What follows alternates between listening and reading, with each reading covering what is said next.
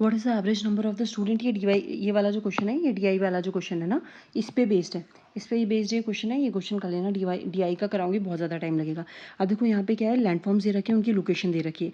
अब आपको पता होना चाहिए कौन से कहाँ पे होते हैं। देखो डेल्टा, आपको पता है कि गंगा जो नदी है वो सुंदरबन के अंदर सबसे लंबा डेल्टा, सबसे लार्जेस्ट डेल्टा बनाती है सुंदरबन के अंदर। तो ये जो डेल्टा है वो कहाँ पे बनता है, कोस्ट पे बनता है। नदी समुद्र में मिलने से पहले जो डेल्टा बनाती है, डेल्टा क्या होता है, जब वो नदी अपने रास्ते में बह के जो सेडिमेंट्स को लाती है उसको कलेक्ट कर देती है, कलेक्ट करने के यहाँ पे माउंट्स वगैरह बन जाते हैं ना, और फिर नदी को रास्ता नहीं मिलता तो वो क्या, दूसरे दूसरे ऐसे ट्री की ब्रांचेस टाइप में डेल्टा यहाँ से निकलने लग जाती है, तो उसको हम बोलते हैं डेल्टा। तो वो कोस्ट पे बनाती है, तो सी का ऑप्शन हो गया 2, यानी ये ऑप्शन गया, ये ऑप्शन गया। अब हमसे पूछा गया है ऑक्सबो लेक। ऑक्सबो लेक क्या होती है, सबसे पहले नदी ऐसे जा रही होती है, ऐसे जा रही होती है, लेकिन क्या होता है थोड़े टाइम बाद सेडिमेंट के कनेक्ट होने से यहाँ से ये टूट जाती है, तो यहाँ पे ऐसे ये यूँ ये एरिया ऐसा बन जाता है, फिर ये नदी यहाँ से जाने लग जाती है, तो एक लेक में पानी इकट्ठा हो जाता है, उसको ऑक्सबो लेक कहते हैं। तो ऑक्सबो लेक जो होती है वो हमारी कहाँ पे बनती है, ये हमारी बनती है लोअर रीचेज ऑफ रिवर, ये कह सकते हैं, क्योंकि वहीं पे सेडिमेंट्स होते हैं। अब उसके बाद देखो, अगर मैं यहाँ पे बात करूँ वी शेप, वी शेप क्या बनती है, वी शेप पहले आपने पता होगा कि जो यंगेस्ट स्टेज में होती है रिवर, जब स्टार्टिंग में वो निकल रही होती है तो उसकी जो स्पीड होती है वो बहुत ज़्यादा तेज होती है, तो ये बनती है माउंटेनियस एरिया में। तो बी का है 1, इसका है 2, तो यहाँ पे एल्यूवियल फेंस का हो जाएगा हमारे पास आंसर 3। एक्चुअली में इसका आंसर होगा, क्वेश्चन कौन सा है, एक सेकंड, मैंने शायद कुछ अलग कर दिया है, मैं एक बार वापस से देखो। वी शेप वैली तो माउंटेनियस एरिया के अंदर बनती है, ये इसका 1 है, ये ऑप्शन आ जाएगा, इसमें भी 1 है, इसमें भी 1 है, ठीक है। सी डेल्टा कब बनता है, लोअर रीचेज ऑफ, इसका भी 2 है, इसका भी 2 है, ये भी सही है। ऑक्सबो लेक और एल्यूवियल फेंस के बारे में बात है, तो जो ऑक्सबो लेक होती है ना वो बनती है, डेल्टा कोस्ट, मैं एक गलत क्यों कर रही हूँ इसको बार बार, take, I am so sorry, ये डेल्टा कोस्ट में बनेगा, ठीक है। ऑक्सबो लेक जो बनती है वो lower reaches of the river बनती है, और ये एल्यूवियल फेंस बनते हैं माउंटेन फुट हिल्स के अंदर, तो ये चीज़ हो जाएगा, इसका आंसर इज ए, ठीक है। अब यहाँ पे हम आते हैं नेक्स्ट क्वेश्चन में, आइसोटोप्स, ये इसका तो डायग्राम है, इसका मैप है, देख लो ये चीज़, ये मैप दिख रहा है सबको। अब हमसे पूछा गया है ये कौन से एरिया में क्या कहा जाता है, इसको अब चीज़ को देखो, यहाँ पर सबसे पहले देखो कि मैं ये चीज़ बता देती हूँ, हरिकेन, देखो ये जो पैसिफिक ओशियन का पास वाला पार्ट होता है ना, जहाँ पे यूएस है, यूएस के अंदर उसको हरिकेन नाम दिया जाता है, इंडियन ओशियन के अंदर उसको साइक्लोन कहा जाता है, और यहाँ पर ये साउथ चाइना सी के अंदर या फिर ये वाला जो पोर्शन है यहाँ पे उसको कहा जाता है टाइफून, और यहाँ पे जो ऑस्ट्रेलिया और न्यूजीलैंड के पार्ट है वहाँ पे उसको कहा जाता है विली विली। तो यहाँ पे विली विली कहा जाएगा किसमें, ऑस्ट्रेलिया को। टाइफून्स कहा जाएगा कहाँ पे, ईस्ट एशिया के ओशियन, साउथ चाइना सी वाला पार्ट कह सकते हो आप, ये ईस्ट एशिया वाला पार्ट है। उसके बाद हरिकेन्स कहाँ पे कहा जाता है, यूएसए के पास में, और साइक्लोन कहाँ पे कहा जाता है, इंडिया में, यानी इंडियन ओशियन में, तो उसके हिसाब से मैच कर लेना। अब यहाँ पे दे रखे हैं आइसोटोप्स और उनका यूज़ पूछा, देखो आइसोटोप ऑफ यूरेनियम, यूरेनियम का आइसोटोप होता है 238, 235 और 234। प्रिंसिपल फ्यूल होता है न्यूक्लियर रिएक्टर में, मेन रॉ मटेरियल होता है न्यूक्लियर वेपन के लिए, तो यानी कि isotope of uranium nuclear fuel के लिए।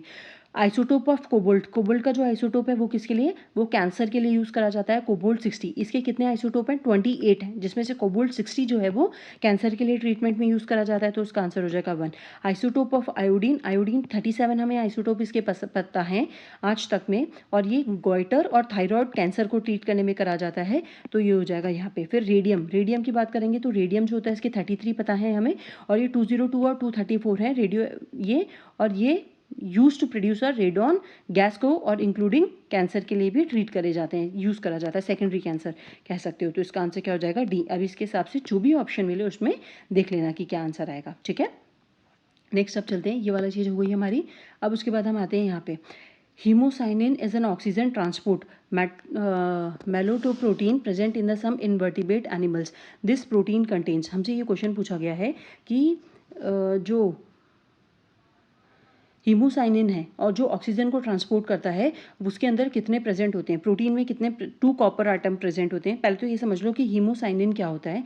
हीमोसाइनिन एक प्रोटीन होता है जो कि मोलस्क, MOLLUSKS, इनमें पाया जाता है, और आर्थ्रोपोड्स, ARTHRO, इनके अंदर पाया जाता है, ठीक है। और इसका भी वही काम होता है जो कि हीमोग्लोबिन हमारे यहाँ पे क्या करता है कि ये ऑक्सीजन को कैरी करता है, जैसे हीमोग्लोबिन होता है ना ऑक्सीजन को कैरी करता है ह्यूमन ब्लड के अंदर, वैसे ही हीमोसाइनिन करता है, ठीक है। और इसका सेंट्रल एलिमेंट क्या होता है, कॉपर होता है, और इसके अंदर कितने एटम्स होते हैं, 2 कॉपर एटम्स होते हैं। अब देखो ABC, ये वाला जो क्वेश्चन है मैं इस चीज़ को समझा देती हूँ, मैं सॉल्व नहीं करूँगी, टाइम लगेगा। ABC देखो, ए ने प्रॉफिट, सपोज ए के पास 100 रुपये हैं, A, B, C और D सबके पास 100 रुपये हैं, C 3 ही है क्या, C 100 रुपये। ए ने प्रॉफिट बनाया 10% का, 10% का 110 रुपये हो गए। B ने लॉस करा तो इसके पास 90 रुपये हो गए। C ने प्रॉफिट बनाया 5% का तो इसके पास 105 रुपये हो गए। अब ए को 20% का लॉस हुआ, इसमें 20% का लॉस हुआ तो इसको आप कर दोगे 80 से, तो 20% का लॉस आ जाएगा। B का आप करोगे तो प्रॉफिट हुआ तो 90 को आप कर दोगे 120 से, तो इसको ये हो जाएगा। और C ने भी प्रॉफिट वापस से बनाया तो 105 वापस से 105 से कर दोगे तो इसको, अब इसको सॉल्व कर लेना, जो भी आंसर आएगा वो आंसर हो जाएगा। रिचेस्ट पूछा है तो सबसे ज़्यादा पैसा किसके पास होगा। At what time between the 2 and 3 will the hour and the minute clock will be 12 minutes apart. ऐसा कौन सा टाइम होगा जब वो 12 मिनट्स अपार्ट होगी। दिस वन क्वेश्चन, इसको सॉल्व करना नहीं बनेगा तो मैं बताऊंगी। Which one of the following statement with regards to the continental shelf is not correct. Continental shelf के बारे में कौन सा जो है वो करेक्ट नहीं है, तो इसका आंसर है shelves are absent close to the plate boundary, सही है। स्लोप और ये डायग्राम दे रखा है एनसीईआरटी के अंदर। दे आर हाईली सेडिमेंट, ठीक है। They have abrupt fall towards the continental slope, ये गलत है, एड्रप्ट फॉल्ट नहीं होता उसका। रिच फिशिंग एरिया, ये भी सही है। अब ये वाला क्वेश्चन, ये इंद्रावती और ये चीज़ कर लेंगे। अब देखो, हमसे पूछा गया है नॉर्थ से साउथ हमें अरेंज करने किसको, नेशनल पार्क्स को। इंद्रावती, नागरहोल, कॉर्बेट और माधव। कॉर्बेट तो सबको पता है उत्तराखंड के अंदर है। देखो उत्तराखंड के अंदर अगर मैं जाऊँगी यहाँ पर, ये रहा, दिख रहा है, ये थोड़ा सा प्रिंट अच्छा नहीं है इसका, बड़ी स्लाइड के अंदर। तो यहाँ पे देखो इसको, कॉर्बेट, अरे यार, कॉर्बेट नेशनल पार्क उत्तराखंड के अंदर है। तो हमें ये पता है। नागरहोल कहाँ पे, कर्नाटका के अंदर है। तो नागरहोल कर्नाटका, देख लो यहाँ पर कर्नाटका मुझे यहाँ पे नज़र नहीं आ रहा है यार, मुझे कहाँ गया कर्नाटक, गिरा कर्नाटक। ये देखो यहाँ पे नागरहोल, नागरहोल को क्या कहते हैं, राजीव गांधी, तो ये भी हो जाएगा कर्नाटका। इंद्रावती और माधव नेशनल पार्क, इंद्रावती ये रहा, छत्तीसगढ़ के अंदर है। इंद्रावती छत्तीसगढ़ के अंदर है तो ये यहाँ पे हो जाएगा। तो सबसे पहले तो कॉर्बेट ही होगा। माधव का देख लेना, माधव शायद MP के अंदर है, I am not sure, but एक मिनट, ये देखो माधव, ये रहा माधव, ठीक है, ये रहा माधव। तो माधव MP के अंदर है। अब इसके हिसाब से अरेंज कर लेना कौन से होंगे। सबसे पहले कॉर्बेट आएगा, फिर छत्तीसगढ़ इंद्रावती आ जाएगा, फिर नागरहोल आ जाएगा, फिर नहीं, फिर माधव आ जाएगा। माधव और इंद्रावती के एग्जैक्ट लोकेशन देख लेना, और फिर नागरहोल आ जाएगा। अब विच one of the following statement is correct, इनमें से कौन सा करेक्ट है। हमसे ये पूछा गया कि कौन सा करेक्ट है। तो देखो, copper sulphate, iron sulphate have same number of the water crystal. Iron sulphate and zinc sulphate have the same number of water crystal. Answer is B। देखो क्यों, क्योंकि ये देखो 7 कॉपर में होता है 5H2O, जिंक में होता है 7H2O और 7H2O, तो इसलिए इसका आंसर क्या हो जाएगा, B। ये हमने क्वेश्चन कर लिया है, ये हमारा हो गया है। अब हम आते हैं 89 पे, मैच करना है इनमें से कौन कौन से हैं। तो अगर मैं यहाँ पे बात करूँगी 89 की, तो आपको पता होना चाहिए किसने, चार्ल्स डार्विन, तो एवोल्यूशन है, थ्योरी ऑफ एवोल्यूशन। तो D का तो फोर्ड है, ये हमें पता है, तो ये ऑप्शन गया, ये ऑप्शन गया। अब हमें पता है कि G.D. वॉटसन है molecular biology, Louis Pasteur microbiology, सबको पता है ना, लुईस पैस्चर और कार्ल लिनिस, तो माइक्रोबायोलॉजी और टैक्सोनॉमी। तो मेरे देखो, इसका A का 3, इसमें भी A का 3 है, इसमें भी है, तो या तो ये ऑप्शन है या फिर ये ऑप्शन है, और 1 और 2 में डिसाइड करना है। तो लुईस पैस्चर और कार्ल लिनिस, तो लुईस पैस्चर जो है वो है माइक्रोबायोलॉजी और कार्ल लिनिस है टैक्सोनॉमी, तो इसका आंसर होना चाहिए C। ये देखो, अब ये कैसे करना है, ये क्वेश्चन, ये नंबर याद होने चाहिए। N का नंबर क्या है 14, E का नंबर है 5, इसका नंबर है 15, M का नंबर है 13, इसका 1 है और इसका है 14 N का। अब इसमें देखो, ये है 15, G का है 7, इसका है 18, इसका है 17। अगर आप यहाँ पे देख रहे होंगे तो यहाँ पे +1, यहाँ पे +2, यहाँ पे +3 और यहाँ पे +4, यहाँ पे +5 हो जाना चाहिए, यहाँ पे +6 हो जाना चाहिए। 14 में 6 करोगे तो 20 पे आता है T, तो ये हो गया। अब इसमें यही देखना, सब में प्लस कर देना, जो भी आंसर निकलेगा। ये किसका कोड है, ये पूछा गया है, तो आप क्या करोगे, माइनस करोगे, तो Z-1 करोगे तो Y सब में आ रहा है। K में से -K का 11, 11 में से 2 माइनस करोगे तो 9, 9 पे आ रहा है I। अब I तीनों में दे रखा है। फिर C में कितना होता है 3, 4, 2, 3 माइनस कर दोगे, तो 3 माइनस करोगे तो Z आ जाएगा, तो ये Z आ रहा है, ये ऑप्शन गया। अब इनमें से देख लेना कौन सा है, L में से 4 12, 12 में से 4 8, तो ये होगा, आंसर इज B, खुद कर लेना। अब देखो, ये वेन डायग्राम पे क्वेश्चन है, ये वाला भी क्वेश्चन खुद करना। वेन डायग्राम मैथ्स के क्वेश्चन मैं इसलिए नहीं कराती, अवॉइड करती हूँ जनरली, क्योंकि उनको सॉल्व करने में बहुत ज़्यादा टाइम लग जाता है। देखो अगर सॉल्व कराती भी हूँ इस क्वेश्चन को, मैं सिंपली मैं आंसर नहीं निकालूंगी, मैं आपको बता देती हूँ इसको कैसे करना है।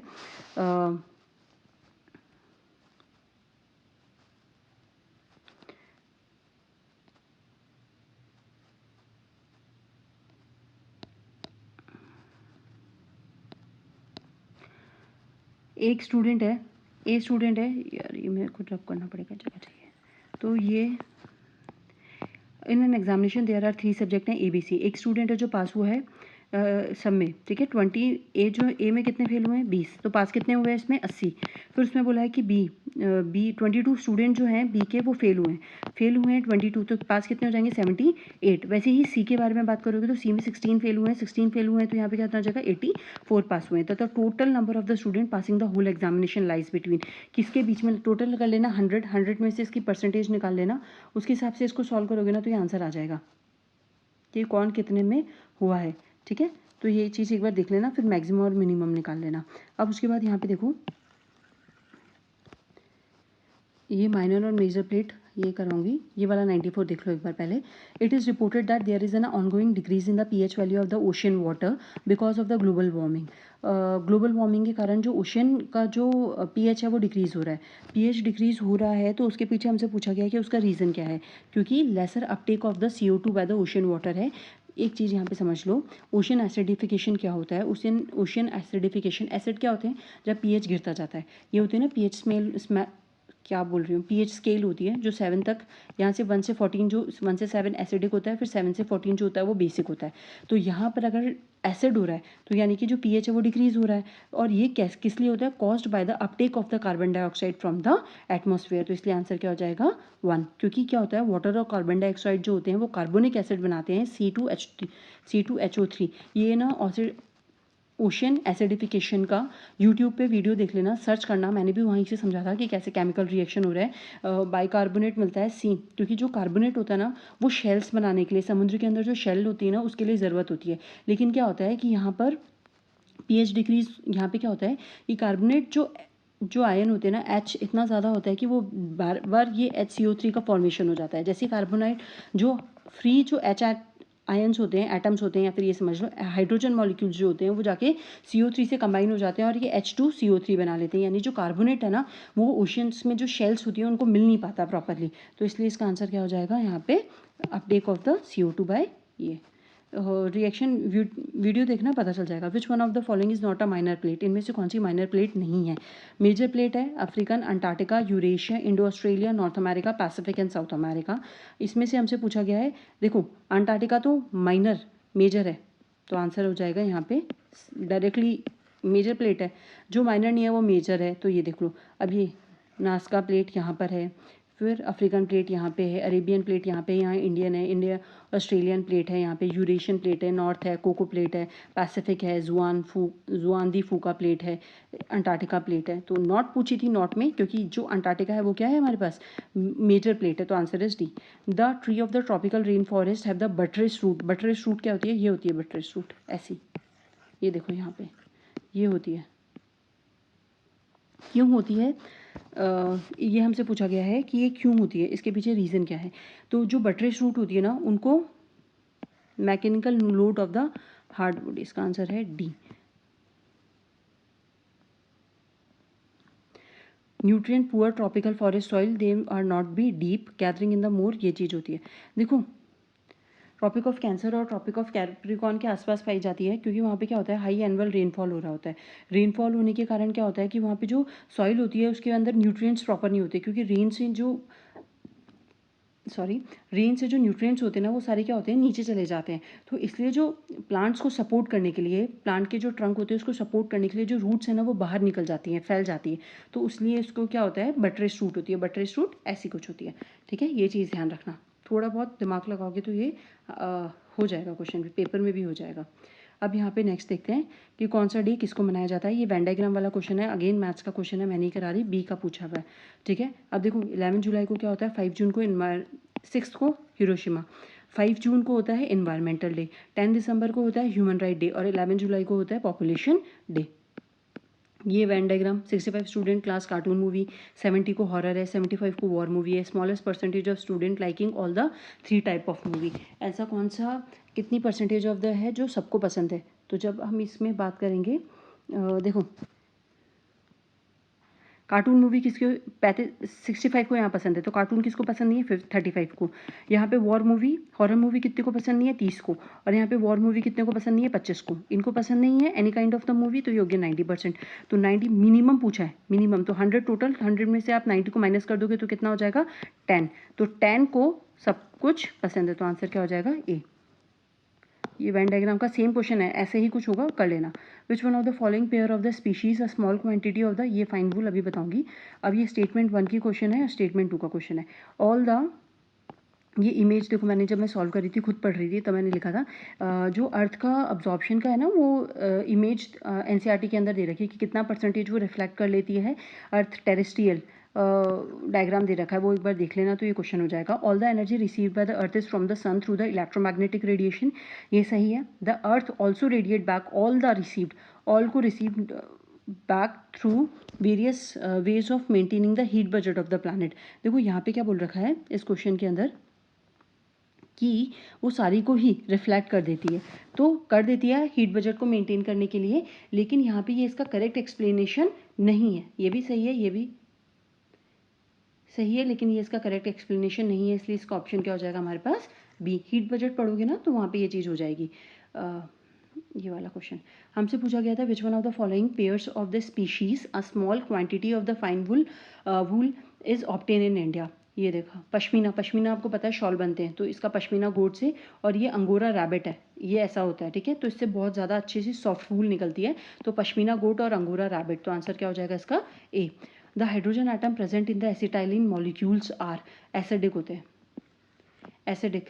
ये एसिटाइलिन का फॉर्मूला ये होता है, ये हाइड्रोकार्बन होता है, अल्कलाइन होता है, कलरलेस गैस होती है, ट्रिपल बॉन्ड होते हैं और sp हाइड्रोजेशन होता है। बस इतना याद रख लो एसिटाइलिन क्या होता है, ठीक है। Which one of the following compound is not consider as acid, कौन सा कंपाउंड को एसिड नहीं कंसिडर करा जाता? तो इसका आंसर होगा NH3। एसिड कौन होता है? जो कि accept an a pair of electron, जो देखो एसिड बस एक चीज़ याद कर लो, और जो बेस होगा ना वो इसका अपोजिट हो जाएगा। तो एसिड ऐसी चीज़ होती है जो एक्सेप्ट करती है किसको? इलेक्ट्रॉन को अपने पास लेकर आती है, और क्या करती है? हाइड्रोजन को अपने से रिमूव करती है। नेगेटिव मतलब रिमूव करना और प्लस मतलब लेकर आना, ठीक है। और ये क्या करता है? ब्लू से, ब्लू को किस में कन्वर्ट करता है? ब्लू को किस में कन्वर्ट करता है? लिटमस, लिटमस को ब्लू से रेड में। 3-4 चीज़ें हैं जो आपको याद रखनी है। एसिड वो चीज़ हो गई, इलेक्ट्रॉन को अपने पास लेगा, हाइड्रोजन को अपने से देगा, और जो लिटमस का कलर है वो ब्लू से किस में कन्वर्ट करेगा? रेड में। तो जो एसिड होते हैं उसके एग्जाम्पल है H2SO4, BFL3, AlCl3, ठीक है। pH वैल्यू उसकी 1 से 7 होती है, pH वाली मैंने बताया था। और बेस क्या होंगे? इसके जस्ट अपोजिट हो जाएंगे। तो हमसे पूछा गया कौन सा इसमें एसिड नहीं है, तो एसिड नहीं है, ये भी एसिड है, ये भी एसिड है और ये भी एसिड है, क्योंकि OH यहाँ पे H दे देगा यहाँ पे, तो ये NH3 यहाँ नहीं देता, ये एक लेता है, NH4 बनाता है इसको, ठीक है। अमोनिया NH4 ये बनाता है, तो इसलिए इसका आंसर क्या हो जाएगा? सी। ये वाले जो क्वेश्चंस थे हमने कर लिए 99 तक। ये विच of the following is not a green house gases. अब ग्रीन हाउस गैस से बहुत बार क्वेश्चन पूछा गया है, ग्रीन हाउस गैसेज कौन सी नहीं है, तो इसका आंसर है नाइट्रोजन। ग्रीन हाउस गैसेज कौन कौन सी होती हैं? Write down below in the comment, comment में लिख देना कौन सी होती है, बहुत इंपॉर्टेंट है। और नहीं पता तो अभी गूगल करो और इस चीज़ को लिखो। Ozone layer depletion is a major phenomena.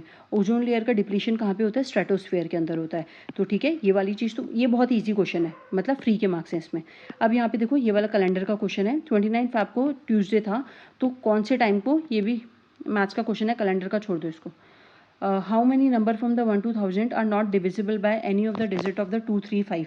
अब देखो मैं एक चीज़ बताती हूँ इसको, क्वेश्चन को कैसे करना है। इस क्वेश्चन को करने का तरीका क्या है, आप क्या करो, इस क्वेश्चन को कैसे कर लो कि ऐसा देख लो कि 100 से 2 से डिविजिबल होने वाले कितने हो जाएंगे? 500। फिर उसके बाद 3 से डिविजिबल होने वाले कितने कितने हमारे पास हो जाएंगे? अगर हमसे पूछा जाए 3 से डिविजिबल कितने हो जाएंगे? 3, 3, 3 अप्रॉक्सीमेटली 199 होता है ना डिविजिबल, तो आप इसको 3 से डिवाइड कर दोगे 1 से 1000 के अंदर। 5 से होने वाले कितने हो जाएंगे हमारे पास? अगर अपन 5 से देखेंगे तो 5 से हो जाएंगे 200। हमसे पूछा है नॉट, तो नॉट का जो फॉर्मूला होता है ना, वो फॉर्मूला क्या होता है? ये क्वेश्चन एक मैं बता देती हूँ उस चीज़ को कैसे करना है इसको। देखो नॉट का फॉर्मूला पूछा है कि कौन सा डिविजिबल नहीं होगा, तो टोटल 1000 है, 1000 में से इसको यहाँ पे रखो, ब्रैकेट में माइनस लगाओ। अब देखो माइनस क्या करना है अपन को? 500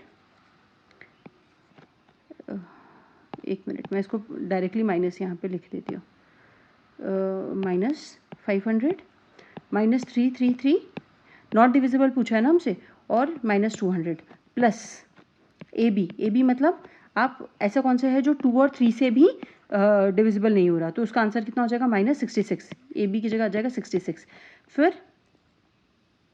-2 और 5, 3 और 5 से 15, 15 से आप देख लेना 1000 के अंदर कितने नंबर आ रहे हैं, तो 66, और फिर 5 और 2 से 10, तो 10 से आप करोगे तो 33। अब इस चीज़ को पूरा सॉल्व कर देना, तो आंसर आ जाएगा इसका 266, तो आंसर हो जाएगा बी। ये वाला क्वेश्चन लाइमस्टोन की टोपोग्राफी है, ये बात मैं बताऊंगी। रेगर सॉइल जो होती है ब्लैक सॉइल तरह की होती है, ये सबसे ज़्यादा सूटेबल कल्टीवेशन होती है कॉपर के लिए, और कॉपर बोल रही हूँ, कॉटन के लिए कल्टीवेशन के लिए सबसे ज़्यादा इंपॉर्टेंट होती है। और कॉटन का कल्टीवेशन हमारा कहाँ कहा जाता है, गुजरात के अंदर बहुत ज़्यादा होता है, गुजरात जहाँ पे काली मिट्टी पाई जाती है, तो गुजरात इसका एग्जाम्पल, गुजरात है, राजस्थान के कुछ एरिया के अंदर होती है, जहाँ पे भी काली मिट्टी होगी ना, वहाँ पे महाराष्ट्र हो गया, वहाँ पे कॉटन की खेती करी जाती है। हाइड्रोजन एटम प्रेजेंट इन एसिटाइलिन मॉलिक्यूल एसिडिक होता है, ये चीज़ हमने देख ली है, और ये भी हमने क्वेश्चन देख लिया है। अब ये वाला इसका कैचमेंट एरिया का वेस्ट फ्लोइंग रिवर में देखना है, और ये भी देखना है। अब देखो यहाँ पे आते हैं, which one of the following plain is associated with the limestone topography, इसका करास्ट प्लेन है। अब ये चार जो हमें देखने हैं कौन कौन से होते हैं, मैं चारों बता देती हूँ आपको। बज़ादा, ये कौन से होते हैं, एलुवियल फैंस होते हैं, माउंटेन फ्रंट में बनते हैं। ये देखो ये चीज़ होती है ऐसा कुछ, आप थोड़ा सा दिमाग में ये इमेजेस अपने दिमाग में रखोगे ना, ये चीज़, ये बेसिकली इमेज है जहाँ पे रिवर भी बह रही होती है, और ये ऐसे जो एरिया बन जाते हैं जहाँ पे पानी भी बह रहा होता है, और यहाँ पे टोपोग्राफी बन जाती है जहाँ पे पेड़ वगैरह भी ऐसे मिक्स में होते हैं, तो उस चीज़ को ये बोलते हैं, ठीक है। Formed these fans shaped deposit formed by the deposition of the sediments within the stream into a flat land at the base of the mountain। ये चीज़ हो गया। क्रस्ट टॉपोग्राफी यही एग्जाम्पल दे रखा है एनसीईआरटी के अंदर भी, तो सेलेमाइट और सेलेसाइट कुछ ऐसे एग्जाम्पल दे रखा है, ऊपर और लोअर पार्ट को क्या कहते हैं, तो देख लेना। लाइमस्टोन टोपोग्राफी यहाँ होती है, पानी जो होता है रिस रिस के, ये लाइम का बना होता है माउंटेन जो होता है, और पानी रिस रिस के ऐसे बनने लग जाता है, तो ये ऐसे स्पाइक्स निकल जाती हैं, उसको क्रस्ट टॉपोग्राफी कहते हैं। सिंक होल्स बन जाते हैं केव्स के अंदर, ठीक है। जो कार्बोनेट रॉक कौन कौन से थे, लाइमस्टोन, डोलेमाइट और जिप्सम के बने हुए होते हैं। फिर उसके बाद यहाँ पे देखो, हमसे क्रस्ट टॉपोग्राफी हो गई हमसे, और हमने ये कर लिया। फिर एलुवियल प्लेन्स कहाँ बनते हैं, लैंडफॉर्म्स बनते हैं, deposition of sediment over a long period of time by one or more river coming from the highland region, ठीक है। ये फ्लड प्लेन्स के टाइम ये जो चीज़ होती है ना, इसके इमेजेस देखो, ये ऐसा कुछ, ये एलुवियल बनते हैं। ये हाईलैंड जो इरोडेड हो जाते हैं due to weathering, water flow, sediment from the hills of the transported to the lower plains, तो ये चीज़ हो जाएगी। और हमसे पूछा पाइन प्लेन जो होता है ना, ये देखो पाइन प्लेन ये चीज़ होती है, ये इरोजनल होते हैं, लैंडफॉर्म्स होते हैं, ये देखो ऐसा कुछ होता है, ये पाइन प्लेन का एग्जांपल है। ये एग्जांपल इन्होंने समझा भी रखा कि कैसे रिवर जा रही है, फिर ये बनता ऐसा बन जाता है। तो ये जो एग्जांपल होता है ना, काट के एरिया को, जो लैंड होती है उसको काट के बना दिया जाता है, वही प्लेन कहलाता है। तो ये इरोजनल लैंडफॉर्म से होता है, ये चीज़ देख लो, टेक्टोनिक और ये सब दिया गया है, ठीक है। काम का नहीं है, बस हमें तो ये चीज़ दिखना था, लाइमस्टोन, तो आंसर हो जाएगा सी। लेकिन थोड़ा बहुत ये भी पता होना चाहिए कि ये एचडी में है क्या, तो ये हमें पता चल गया। अब नेक्स्ट क्वेश्चन करते हैं। हमसे पूछा गया है which of the following correct order of the west flowing river in the term of the decreasing size of their river basin. ये रिवर बेसिन का मैंने एग्जाम्पल यहाँ पर मैप लगा रखा है, देख लो। Kaveri basin, Pennar basin, Krishna basin, Godavari, Tapti, Narmada, Mahi, Ganga, Indus. ये यहाँ पे तो वेस्टर्न फ्लोइंग रिवर जो बहुत छोटी छोटी लूनी रिवर और ये सब है। ब्रह्मपुत्रा का ये बेसिन है, तो ये महानंदी का बेसिन है, ठीक है। तो ये सारे बेसिन्स हैं, तो ये देख लेना। अब अगर मुझसे पूछा जाए इसका आंसर क्या है, तो हमें अरेंज करना है, तो इसका आंसर है नर्मदा। देखो नर्मदा का बेसिन है, फिर ये नर्मदा का बेसिन है, बड़ा दिख रहा है, फिर आएगा ताप्ती का, फिर माही का आएगा, फिर साबरमती का इतना सा बेसिन है, तो इसलिए इसका आंसर क्या हो जाएगा, डी। ये चीज़ देख लो, इस इमेज से कंपेयर करोगे तो इसका आंसर निकल जाएगा। Which one of the following state is the leading producer of the petroleum का लीडिंग प्रोड्यूसर गुजरात है, ये चीज़ लिखा हुआ है। सिनेरियो लिखा हुआ है 2015-16 के अंदर कितना था, उस टाइम का आंसर है तो गुजरात है, और अभी भी गुजरात ही और महाराष्ट्र होना चाहिए। अभी देख लेना प्रेजेंट में कौन है। Which one of the following state is the leading producer of salt के लिए सबसे ज़्यादा प्रोड्यूसर गुजरात है, क्योंकि वो समुद्र के पास है, और वहाँ की जो टोपोग्राफी है, या फिर आप ये कह दो कि वहाँ का जो क्लाइमेट है वो भी इस चीज़ को सपोर्ट करता है सॉल्ट फॉर्मेशन में। कच्छ में गांधी जी ने भी दांडी यात्रा चलाई थी, समुद्र नमक तोड़ो, नमक बनाओ वाला कानून जो बनाया था उन्होंने, ठीक है। दांडी यात्रा जो चलाई थी साबरमती आश्रम से, तो इसका आंसर क्या हो जाएगा? गुजरात। ये वाला भी अपन आगे करेंगे, ये भी आगे करेंगे और ये भी। चलो आगे करते हैं। Movement of the outer electrons in the inner orbit of an atom produce. Movement हो रहा है अगर आउटर इलेक्ट्रॉन्स के अंदर, तो वो क्या प्रोड्यूस करेंगे? वो एक्सरे प्रोड्यूस करेंगे। देखो यहाँ पर एक्सरे जो होता है वो इलेक्ट्रोमैग्नेटिक रेडिएशन से होती है, high energy form of the high energy electromagnetic radiation. इसका आर रेडिएशन, इन्होंने इसको जर्मन साइंटिस्ट थे, इन्होंने इसको डिस्कवर करा था 1895 के अंदर। ये प्रोड्यूस करी जाती है हाई एनर्जी पार्टिकल से, फोटोन इलेक्ट्रॉन्स और आयन से। ये प्रॉपर्टीज़ क्या है? शॉर्ट वेव लेंथ की होती है, ये कोई चार्ज कैरी नहीं करती और capable of travelling in the vacuum. खाली कहीं जहाँ पे कुछ भी नहीं होता उसमें भी ये ट्रैवल कर सकती है। तो इसका आंसर क्या है? वैसे तो डी। अब हमसे पूछा है इवापोराइट्स क्या होते हैं? तो इवापोराइट्स जो होते हैं वो सॉल्युबल सेडिमेंट्री मिनरल डिपॉजिट होते हैं that results from the concentration crystallization of by evaporation in form a aqueous solution. ये देखो, ये इसका एग्जाम्पल दे रखा है सेडिमेंट्री रॉक्स का, consider as a sedimentary rocks. तो आप यहाँ पे क्या कर सकते हो उसको? रॉक। अब हमसे एक और क्वेश्चन ये पूछा गया था, the heaviest element known. Heaviest element क्या नोन करा गया था जनवरी 2015 तक। 15 का पेपर है तो उसमें पूछ लिया था, करंट अफेयर का क्वेश्चन है। एटॉमिक नंबर क्या है उसका? 118 है। ये देखो उस टाइम की न्यूज़ है 118। ये heaviest metal discovered till, element कितने हो चुके हैं? 120 और 118 था। और हैवीएस्ट नेचुरली अकरिंग एलिमेंट है यूरेनियम, जिसका एटॉमिक नंबर क्या है? 92 एटॉमिक वेट ये चीज़ है। तो इसका आंसर क्या हो जाएगा हमारा? बी। अब नेक्स्ट क्वेश्चन करते हैं। Consider the following statement relating to cyclone, anti cyclone और ट्रेड विंड। तीनों से रिलेटेड करना है कि कौन कौन सी चीज़ है, मतलब साइक्लोन, एंटी साइक्लोन और ट्रेड विंड में क्या डिफरेंस है या फिर उन सब में क्या सिमिलैरिटी है। तो देखो, साइक्लोन क्या होते हैं, एंटी साइक्लोन क्या होते हैं और साइक्लोन क्या होते हैं? जो काउंटर नॉर्थ क्लॉकवाइज चलते हैं नॉर्दर्न हेमिस्फीयर में। नदर्न हेमिस्फीयर के अंदर देखो साइक्लोन और एंटी साइक्लोन नॉर्मली सेम ही होते हैं, बस थोड़ा सा चेंज होता है उनके अंदर। तो जो साइक्लोन होते हैं ना वो नदर्न हेमिस्फीयर के अंदर क्लॉकवाइज चलते हैं, ठीक है। तो सदर्न में क्या करेंगे? एंटी क्लॉकवाइज चलेंगे, ठीक है। तो ये इसके हिसाब से आंसर देख लेना। एंटी साइक्लोन्स जो होते हैं, एंटी साइक्लोन क्या होते हैं? Central region of high atmospheric pressure पे होता है और यहाँ पे ये क्लॉकवाइज चलते हैं। नॉर्थन में एंटी साइक्लोन, ये नदर्न में ये क्लॉकवाइज ही चल रहे होते हैं और सदर्न में ये काउंटर क्लॉकवाइज चलते हैं।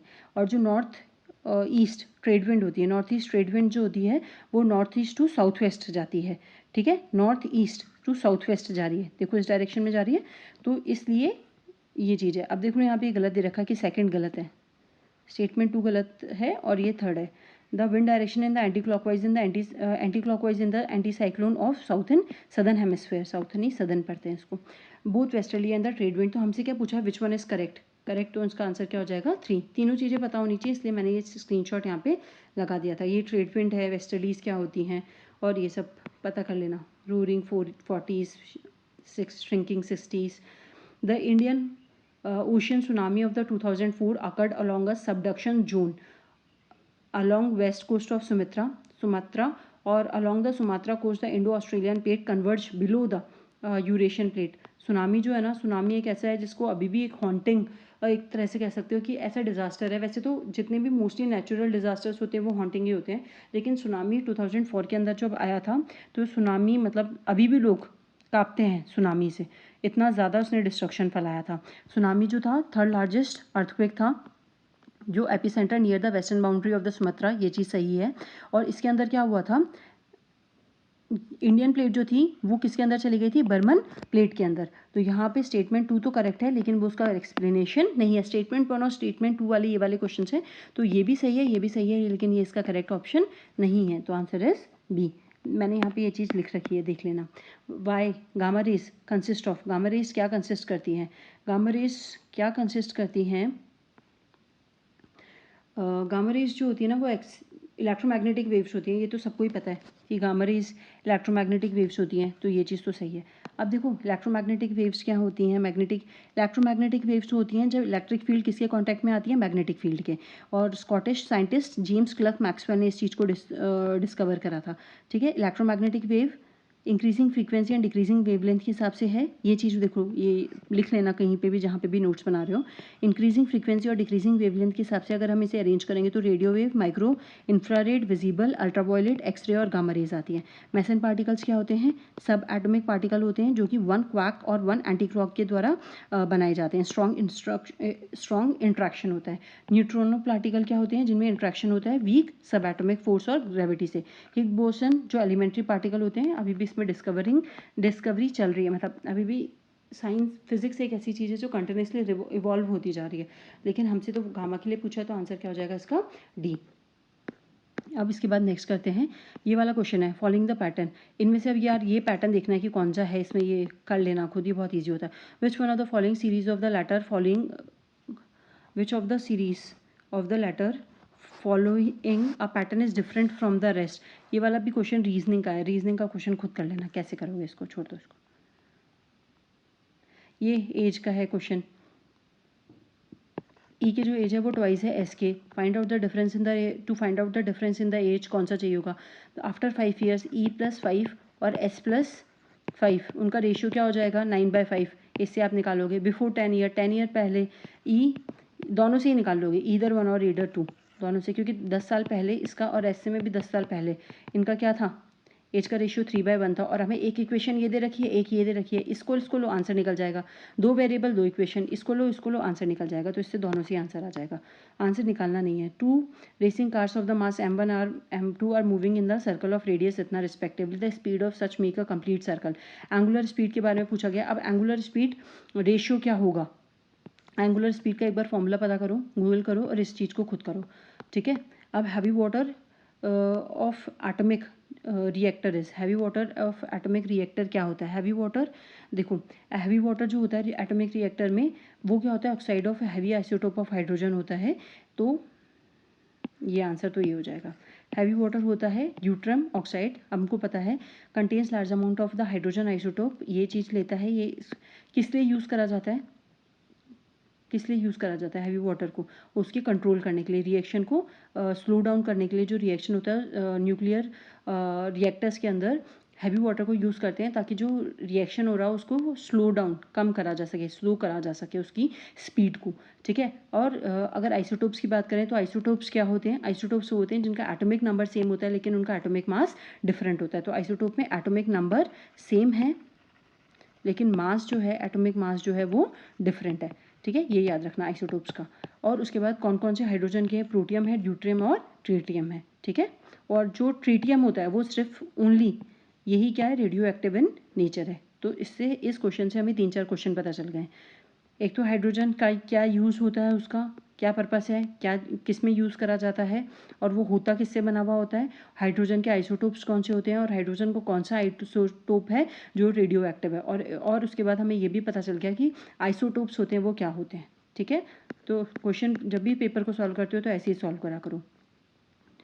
In the radioactive decay of a nucleus an electron is also emitted. This may happen due to the fact that जो न्यूक्लियर डिके होता है उसके अंदर हमारे पास ये होता, ऐसा होता है। क्यों होता है? इसके पीछे हमसे रीज़न पूछा गया है। तो रीज़न पूछा गया है तो अब देखो यहाँ पर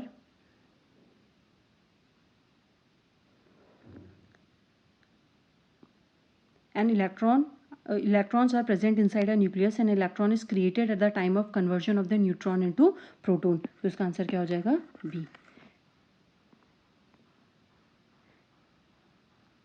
रेडियो एक्टिव डिके में यही पूछा ना, रेडियो एक्टिव डिके में जो न्यूक्लियस होता है उसमें इलेक्ट्रॉन भी इमिट होते हैं। क्यों इमिट होते हैं? क्योंकि जो इलेक्ट्रॉन होता है वो उस टाइम पे किससे बनता है? कन्वर्जन होता है न्यूट्रॉन इनटू प्रोटॉन में, ठीक है। तो इसका आंसर हो जाएगा बी। अब ये देखो 3 दे रखे हैं, अब इसको करना है।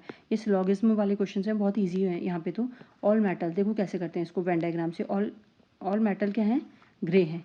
सम मेटल्स आर हैवी, सब मेटल्स क्या हैं? हैवी है। तो हमसे पूछा all heavy metals are grey, देखो सारे के सारे हैवी मेटल ग्रे हैं क्या? नहीं। तो यहाँ पे बोला all light metals are not grey in colour, all light metals are not, ये भी गलत है, कुछ ऐसा बोल नहीं रखा, ठीक है। पॉजिटिव स्टेटमेंट है, उसका नेगेटिव कंक्लूजन नॉर्मली नहीं निकलता। ऑल फिल्म स्टार, नेक्स्ट वाला क्वेश्चन 124 देखो। ऑल फिल्म स्टार क्या है? सारे प्लेबैक सिंगर हैं। ऑल फिल्म स्टार जो है वो प्लेबैक सिंगर हैं, ठीक है। All film directors are film star, all film director, ये 2 अलग अलग चीज़ें हैं, 1 मिनट। इसको इससे करते हैं। ऑल फिल्म स्टार क्या हैं? ऑल फिल्म स्टार क्या हैं?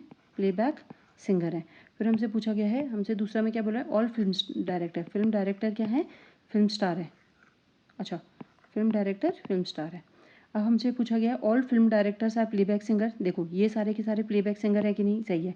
सम film stars are film director, ये भी सही है, दोनों ही सही हैं। फिर नेक्स्ट वाला क्वेश्चन देखो यहाँ पे, all apples are golden in colour.